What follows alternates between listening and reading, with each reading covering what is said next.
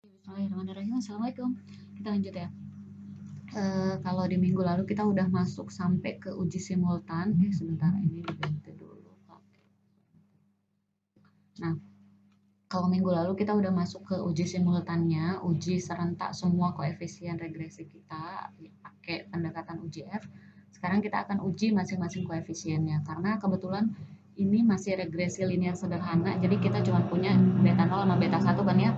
Nah, itu yang akan kita uji. Kalau di sini kan kemarin barengan beta 0 dan beta 1. Kalau di sini sendiri-sendiri, masing-masingnya kita uji, beta 0 sendiri, ujinya beta 1 sendiri. Nah, pendekatannya kita akan menggunakan uji T. Nah, untuk uji parsial ada 3 asumsi yang harus dipenuhi. Atau pengujian koefisien itu ya, ada 3 asumsi yang harus dipenuhi. Yang pertama, apa namanya, ini error dari variabel acak, error I itu adalah variabel acak dengan rata-rata atau nilai tengahnya 0, variansinya sigma kuadrat. Terus antar error-errornya kan kita udah punya data dan kita punya error kan ya. Nah, antar error-errornya ini tidak berkorelasi untuk I tidak sama dengan J, EI dan EJ tidak berkorelasi, sehingga kovarian antara EI dengan EJ itu sama dengan 0 kovariannya. Kemudian yang ketiga, EI itu berdistribusi normal. Berarti EI berdistribusi normal, tadi kan rata-ratanya 0, variansinya sigma kuadrat. Ya. Jadi, ketika kita cari ekspektasi dari YI, gimana? Oh, ini sebenarnya kalau kita pakai waktu belajar di mana ya ini? Di teori peluang kali ya. Nah, jadi kan ekspektasi dari YI itu kan beta 0 plus beta 1 XI tambah EI gitu kan ya. Jadi ekspektasi YI ini kan sama dengan ini. Nah, ekspektasi itu kan kalau kalian belajar di teori peluang, berarti ini ekspektasi dari konstanta adalah beta 0. Jadilah beta 0. Ekspektasi dari B1X1 karena bukan variabel acak, jadi langsung dianggap konstan, keluar B1E1. Nah, ekspektasi dari si EI, ekspektasi EI itu kan ini 0 ya. Ini kan ini adalah ekspektasi dari EI. Kalau yang ini itu adalah varian dari XI. Sorry, bukan varian dari EI, kok XI ini EI. EI ini EI ya. Aduh, gitu dah. Besok kayaknya butuh pen ini. Gitu ya. Jadi ekspektasi dari EI itu adalah 0. Jadi sisanya tinggal B0 tambah beta 1 XI. Kalau variannya gimana? Berarti variannya dengan cara serupa. Varian konstan 0, ini 0. Varian dari EI itu adalah sigma kuadrat. Jadi sisanya sigma kuadrat. Oke, kan kalau belajar di teori peluang dulu, ekspektasi dari konstanta adalah dirinya sendiri, varian dari konstanta adalah 0. Oke. Nah, jadi dari sini kita bisa dapat varian dari B1 itu adalah sigma kuadrat dibagi sigma dari XI min X bar kuadrat. Kenapa bisa kayak gini? Ayo, gimana caranya dibuktiin? Gimana? Dapatnya dari rumus B1 yang kemarin, dimasukin dengan cara sama kayak gini. Cuman yang dimasukin adalah B1. Ya, nanti bisa dapat varian ekspektasi dari varian dari B1 itu adalah varian dari rumus yang kemarin dimasukin sehingga dapatlah ini. Nanti kita cek. Nah, terus simpangan bakunya berarti kan akar dari yang ini, terus simpang baku dugaannya. Jadi kalau misalnya dugaan kan belum ada sigma kuadrat diduga dengan S kuadrat. Gitu. Nah, ini kenapa bisa jadi kayak gini? Ini kenapa bisa jadi kayak gini kan kalau yang ini dan ini ngikutin atasnya aja ya. Nah, ini nanti dicoba. Nah, sekarang kita coba lihat gimana sih cara ngebuktiinnya pelan-pelan. Perhatikan variansi B1 dipengaruhi oleh error. Oh, ini ada buktinya. Oh, nggak ada. Berarti nanti kita buktiin di belakang. Kalian dicoba dulu ya. Nah, kalau dilihat dari sini, variansi B1 itu kan tadi sigma kuadrat dibagi sigma XI min X bar dikuadratin gitu ya. Ini kan, ini adalah variansi error kan ya. Jadi dari sini kita bisa lihat bahwa sebenarnya variansi dari B1 ini dipengaruhi oleh error gitu. Ya, di mana error ini berdistribusi normal, rata-rata 0, varian sigma kuadrat.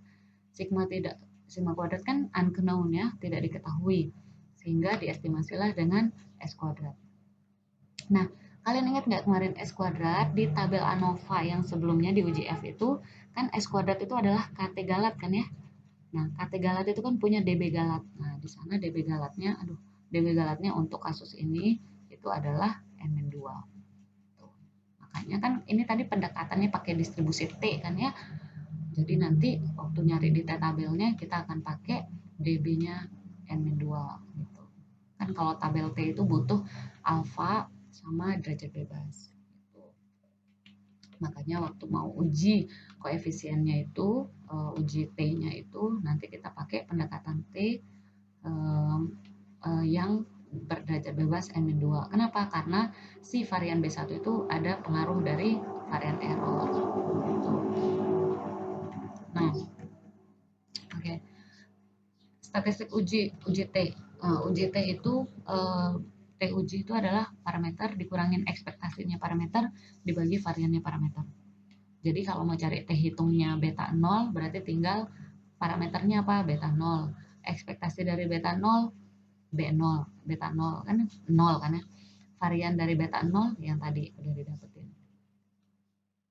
Berarti kalau B1 T ujinya parameter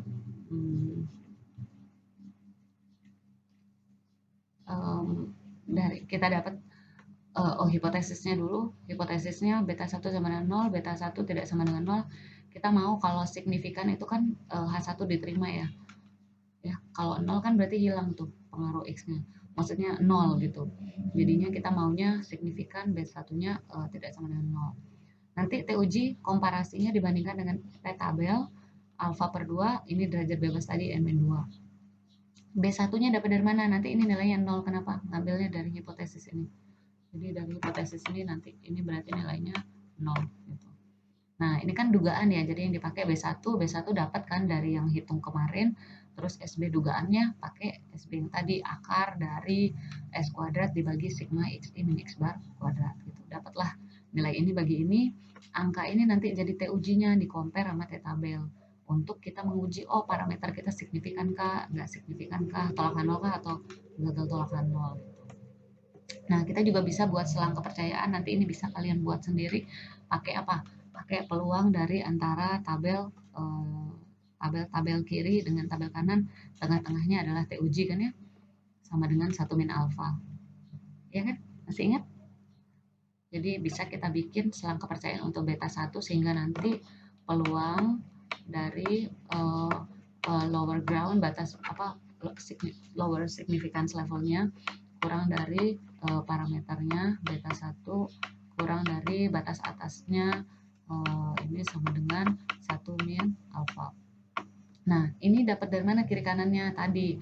Kan tadi tengahnya itu kan awalnya ada di sini T tabel yang kiri kurang dari T statistik uji kurang dari T tabel yang kanan. Statistik uji itu kan rumusnya tadi B1 min beta 1 dibagi simpangan baku standar deviasi dugaan dari beta 1. Nanti tinggal di sisakan di sini, sisakan dia B1-nya aja. Kayak waktu belajar Stardust dulu. Oke, dapatlah setelah kepercayaan nanti bisa dicari ya. Nah, kalau beta 0, kalau B0 berarti kita kan dapat pakai LLS itu Y1 min B1 X bar kan ya. Y1 min B1 X bar. Nah, sekarang dengan cara serupa kayak yang tadi B1 kita bisa dapat ini gimana nanti bisa dicoba. Nanti dengan cara serupa maka varian B0-nya itu adalah sigma XI kuadrat ininya sama ya, dari sininya sama kayak beta 1 cuman tambahan sigma X kuadrat sama N. SB-nya berarti simpangan bakunya tinggal diakarin, ini pangkat setengah akar dari ini sigma. Dugaannya karena sigma diduga dengan S. Jadi variansi B0 juga dipengaruhi oleh error sama kayak beta 1 sehingga dia juga pakai UJP gitu. Parameter min, ekspektasi parameter. Nah, jadi B0 min beta 0 tinggal berubah ganti tanda aja. Selangnya dengan cara serupa. Oke. Nah, yang ketiga yang selanjutnya kita punya koefisien determinasi. Koefisien determinasi ini adalah menunjukkan proporsi atau persentase berapa keragaman Y itu yang mampu dijelaskan oleh X atau model regresi. Kan kita misalnya Y itu adalah IPK. IPK itu yang mempengaruhinya macam-macam kan, bisa jam belajar, jumlah main game, jumlah kuota, berapa uang saku dan lain sebagainya. Nah, kalau kita makainya cuman sebanyak apa X yang kita pakai, terus model yang terbentuk, itu apakah mampu menjelaskan Y yang kita punya atau enggak gitu. Nah, itu ditunjukkan oleh si koefisien determinasi atau disimbolkan dengan simbol R kuadrat. Oke. Dapatnya R kuadrat ini adalah dari JK regresi dibagi JK total. Ini dapat dari yang ANOVA, itu kan udah bisa ngitungnya ya. Jadi konsepnya gimana? Jadi kita mau R kuadrat ini kan tadi persentase berapa keragaman yang bisa dijelaskan oleh X dibagi dengan total. Kita maunya berarti kalau dari sini makin makin besar kan yang bisa dijelaskan sehingga makin dekat ke total gitu. Kita mau kalau perlu ini sama dengan totalnya. Kalau ini sama dengan total artinya nilainya perfect kan, 1. Jadi R kuadrat itu paling besar tuh 1 atau 100%. Paling sedikit 0 atau 0%. Jadi nilainya antara 0 sampai 1. Berarti makin dekat ke 1 atau makin dekat ke 100%, maka makin bagus model yang kita dapat. Makin bagus X itu atau model regresi kita menjelaskan Y atau respon yang kita punya. Nah, koefisien determinasi ini adalah kuadrat dari, sebenarnya rumusnya kan kalian udah belajar korelasi ya. Nah, sebenarnya kalau korelasi itu kalau dikuadratin itulah koefisien determinasi gitu. Ya kan korelasi itu tadi nilainya kemarin nilainya dari -1 sampai +1 kan. Nah, karena dikuadratin sehingga R kuadrat itu nilainya dari 0 sampai 1, nggak ada minusnya. Nah, untuk koefisien korelasi itu sebenarnya koefisien korelasi itu juga ada ujinya. Jadi sama kayak B0 B1 tadi ada H0-nya. H0-nya itu korelasinya sama dengan 0, H1-nya berarti apa? Berarti kan kalau yang ada di hipotesis itu kalau belajar waktu statis dulu yang kita uji adalah parameter ya. Jadi di sini rho XY itu sama dengan 0. H1-nya apa? H1-nya rho XY atau korelasi itu tidak sama dengan 0 ya. Jadi kalau kita kan yang kita hitung tuh dari sampel. Jadi sampelnya itu adalah RXY. RXY ini adalah dugaan untuk rho XY atau rho XY atau pi. Jadi bentuk kan kalau mu itu parameternya rata-rata. Kalau statistiknya rata-rata X bar. Nah, sama ini korelasinya sampel, ini korelasinya populasi. Kalau N kalian besar pakai pendekatan normal, terus kalau N-nya kecil bisa pakai pendekatan T, student state. Oke. Nah, kembali ke koefisien determinasi tadi, makin dekat ke 1, maka model dapat dikatakan makin sesuai atau makin baik. Artinya apa? X memiliki pengaruh yang besar dan JK regresi dekat ke JK total gitu. Karena tadi bentuknya rasio, jadi kalau regresi dekat ke total kan artinya makin mendekati 1 gitu. Nah, contoh kita dapat 0,88 atau 88%. Artinya model yang kita dapat itu bisa menjelaskan 88% dari keragaman total data. Sisanya kan masih ada berapa? 12% ya. Mana? Oh, bisa jadi ada variabel lain yang kita tidak pertimbangkan. Oh, ternyata datanya ada yang hilang, macam-macam penjelasannya. Jadi untuk model yang kita dapat itu ternyata dia bisa menjelaskan 88% gitu. Makin dekat ke 100% atau makin dekat ke 1 makin bagus. Ya, gitu. Lanjut ke video selanjutnya.